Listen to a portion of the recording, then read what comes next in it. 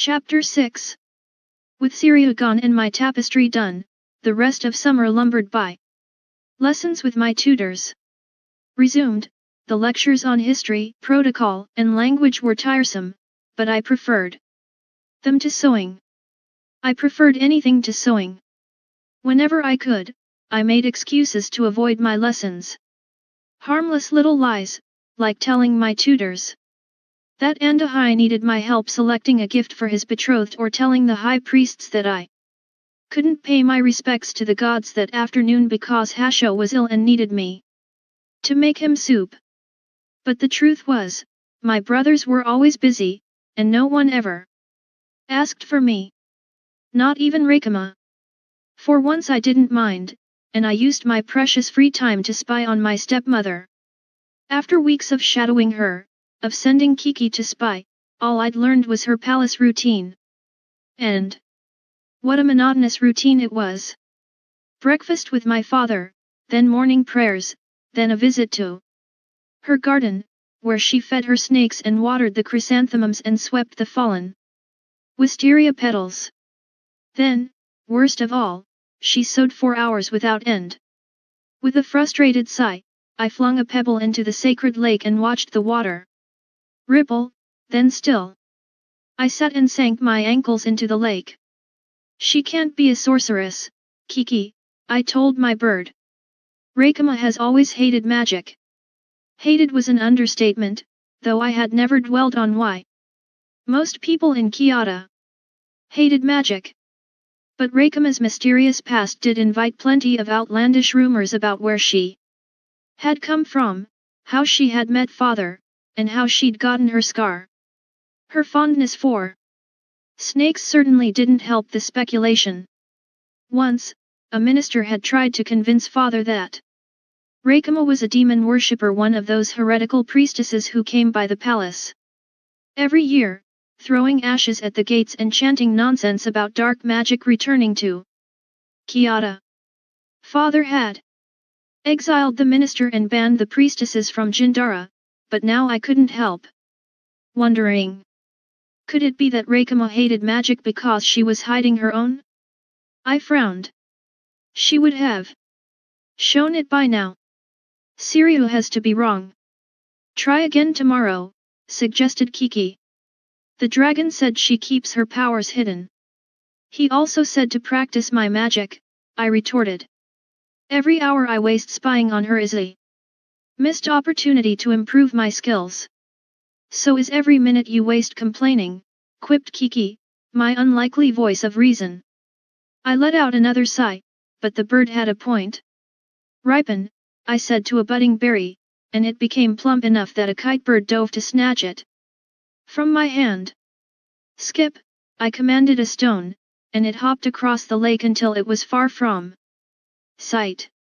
Such spells were easy, but things like trying to change the direction of the wind or call the larks and swallows to my fingertips, simple enchantments that should have been natural for any sorceress, made me fall asleep from the effort. It's all right to feel bad about your lack of skill, Kiki said, trying to soothe me.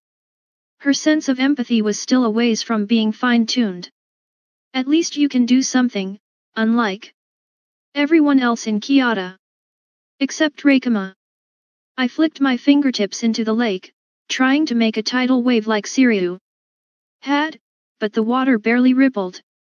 You don't want to ask her for help? I'd rather drown in the sacred lake, I retorted. That's a bit dramatic, isn't it? Kiki chided. When I sighed again, she poked at my cheek. Why so despondent, Shiori? It didn't have to do with Rakama, not really. I had the rest of the summer to find out her secret. I was only in a rush because I was bored. My brothers taught me to swim in this lake, I finally replied. We'd laugh so loudly we'd scare the ducks away. Andahai would pretend to be an octopus and attack us if we couldn't swim fast enough. I miss those times. I don't want us all to marry, to grow up and grow apart. My brothers hadn't so much as asked for me this summer. Andahai and Benkai were always in Hushed meetings with father and generals and ambassadors, Wang Dai was immersed in his books. Yotan was popular in court and constantly out with his friends, and Reiji and Hasho were currently engaged in a chess rivalry that allowed time for nothing else. As I pulled my feet out of the lake, the wind pushed the current toward me. It was growing stronger, a sign that autumn was drawing near.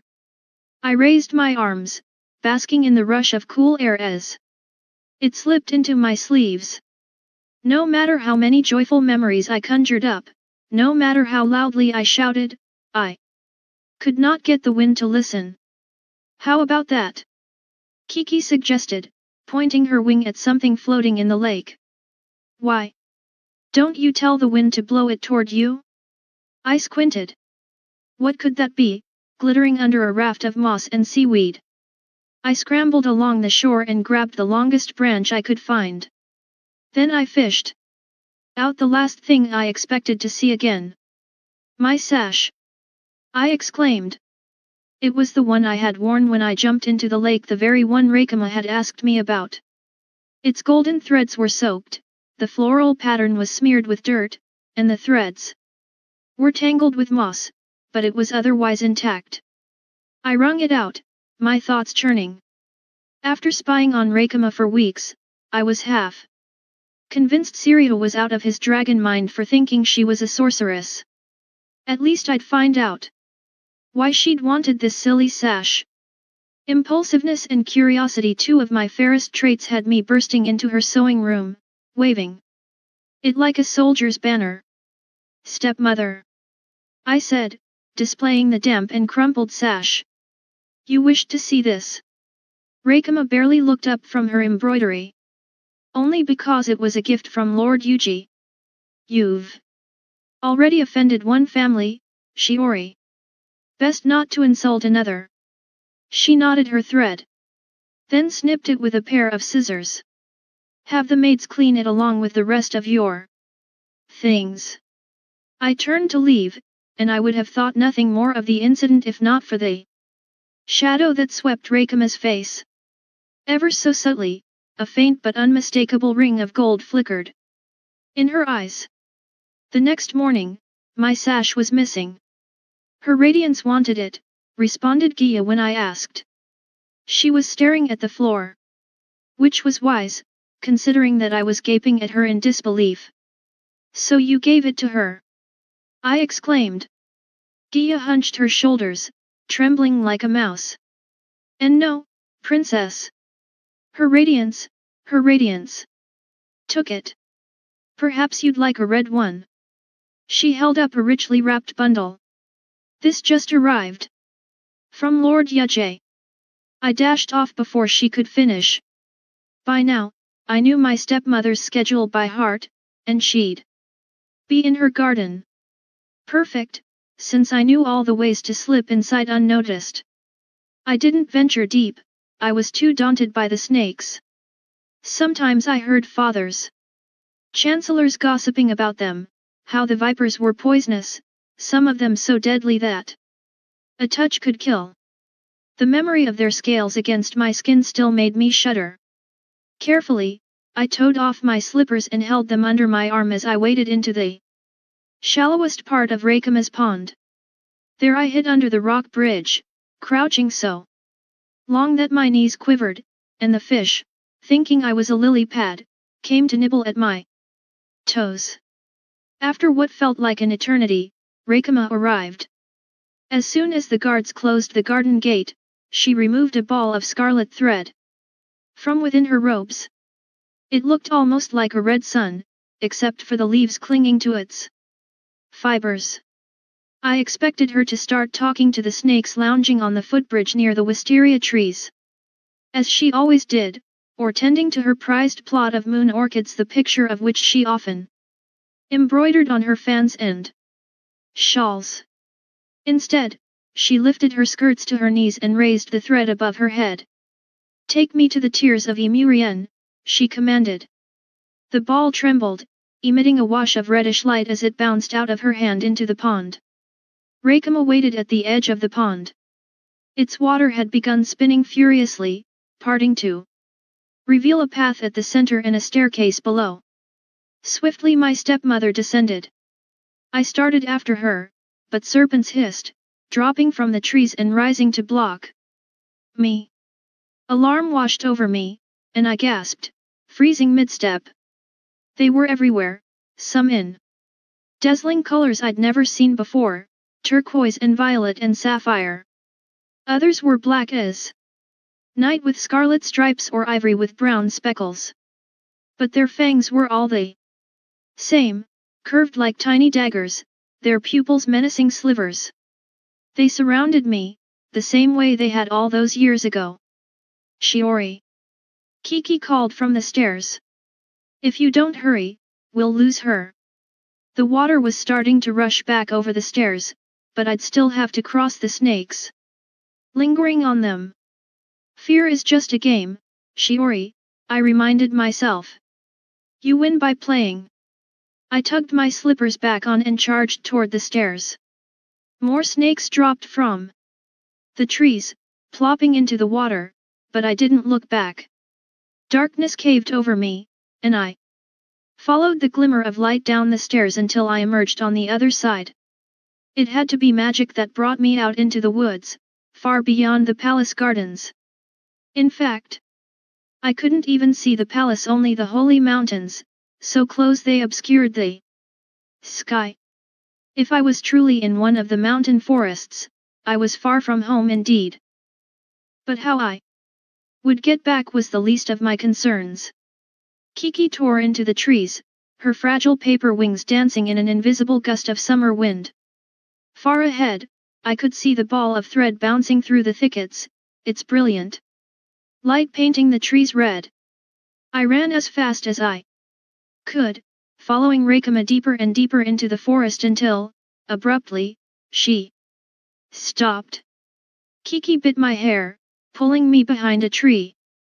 The ball had come to a dirt hole, full of twigs and leaves. It no longer trembled or glowed. My stepmother set aside her sandals and removed the brass pin that held her hair in its signature coil. As her raven tresses tumbled down her back, she rubbed her temples. A streak of white hair appeared. I frowned. That had never been there before. Not on the ageless queen. Kneeling beside the dirt hole, she rolled up her sleeves and slowly loosened the layers of her robes until her shoulders were bare. A light shone in her chest, dim at first, then it grew brighter until I had to shield my eyes. In Reikama's heart gleamed a broken orb, fractured in the center, like a moon cleaved in two. It was beautiful regardless, its surface dark as the night sky, yet its light as dazzling as dawn unfolding over the ocean. Mesmerizing to behold. That's it, I breathed. The source of her magic. Wonderful. Now let's leave, Kiki pleaded. We've seen enough. Not yet, I whispered, waving her away as I started to climb the tree. I needed to see more. Water bubbled up from the center of the hole. A minute ago, it had been dry. Where was the water coming from? I leaned closer, riveted. This was no ordinary pool. The water was opaque and held no reflection. Could it truly be the tears of Emurian, the tears that the goddess of fate was said to have shed as she fell from the heavens to earth? The gods had destroyed all such pools. My golden sash lay over Reikama's arm, its slender cord undone. As she steeped it in the water, she spoke in a language I did not recognize. It was more rhythmic, the words lilting and round.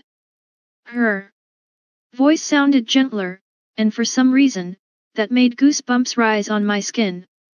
Do you understand what she's saying? I whispered to Kiki. It sounds like a spell. A perilous one. Kiki stabbed her beak at my cheek when I leaned closer. Careful, Shiori. Gods, didn't anyone teach you that it's always the curious bird that gets eaten by the fox? She moaned, if only I'd been born to a more sensible sorceress. Since when are you so worried about your lifespan? I retorted. No fox will want you, you're made of paper. Yes, but if you die, I die. So of course I worry about you. You'd dive into a fire if it meant getting answers. I see. You only care about me out of self-interest. Naturally. A bird like me doesn't form unnecessary attachments. Ignoring her, I squinted at the tears of Emurien. Within the pool, ribbons of crimson streamed out of my sash like blood. As they wove through Reikama's fingers, my stepmother's voice changed. Venom dripped from it, her tone harsh and deep. "Andahai," she rasped. Before my eyes, the ribbons in the water took on the shape of the crown prince, so lifelike that I flinched. I pursed my lips, suddenly missing my brother's even Andahai. He could be dull and pig-headed, but if he ruled Kyoto with half the care he gave us 6 siblings, our country would see its brightest days yet. Then, as Reikama spoke their names, the rest of my brothers appeared one by one in the pool.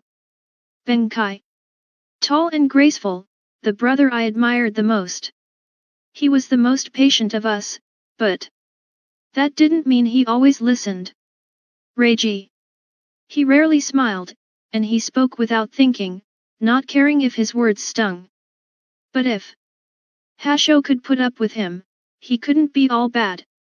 The waters continued to swirl, and I tried to shake myself out of whatever enchantment Reikama must be casting, but she had not finished. There were still 4 children left. Yotan.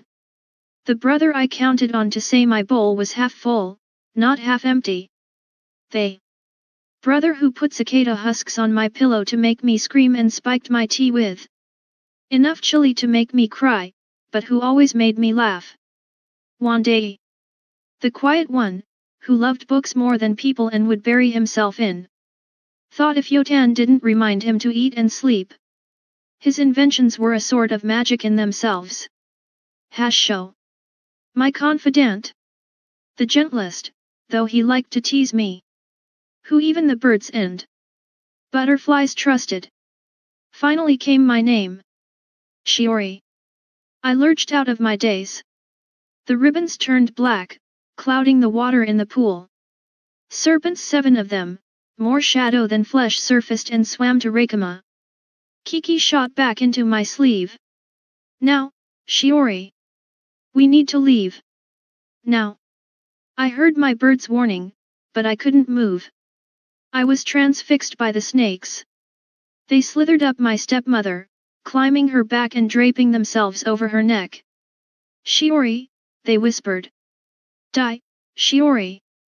I had seen and heard enough. I scooted back off the tree branch and was beginning to scuttle down when I saw my stepmother's profile.